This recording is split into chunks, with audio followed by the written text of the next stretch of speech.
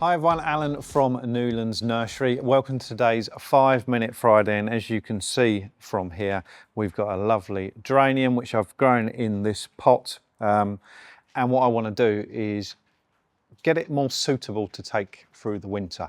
So what I mean by that is cutting it back and getting it ready for the winter and trying to ensure and give it the best chance to get through the winter, because they are not hardy plants. They're tender perennials, but they are perennials and they're relatively easy to take through the winter as long as you bring them in. So this one, as you can see, I've grown in this container. If you've grown in the containers, they're nice and easy to bring in, but what we want to do is reduce the size of the plant. So what I'm going to do is reduce it by, I'm going to say, more than a half, if that makes any sense at all. So I want it to be about 40% of the size it is now, and I'm talking height and width as well. So what you want to do is cut the stems. So I'm guessing around about this sort of height. But the interesting thing, or the best thing to do when you're cutting a plant back like this, is don't rush it. Now it's 5-Minute Friday, so I've got to be at least 5 minutes, I would have said. But we want to take our time, making sure we don't take it too low. So if you cut back some of them, like this, and then stop, go and have a cup of tea or something, and then come back to it later just to check you're not taking too much off. Now, I've obviously done this a fair few times, so I'm fairly confident that I'm getting it right. But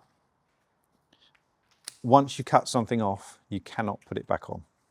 So you're better off sort of going up the top here and then thinking, okay, no, I definitely want to go lower than that, and then cutting it out.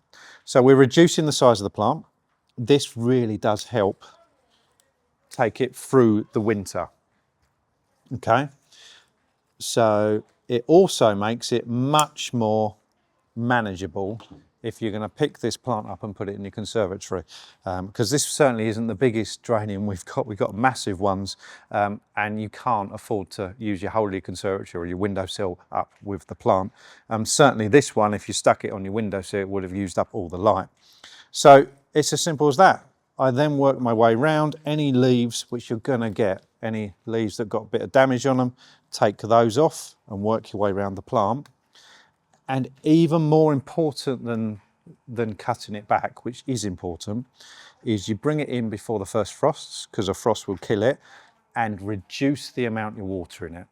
If you have too much moisture in the compost over the winter when it's not actively growing, it will die. Simple as that. So reduce the amount you're watering, keep it on the slightly dry side. But what you'll find in the spring, when the sun comes out and we get to March, April, May, you'll start seeing new shoots, and you'll be able to, once the frosts have finished, which can be like May, June, you'll be able to go back on the patio again. As always, with any of our videos, if you've got any questions still, get in contact. See you soon.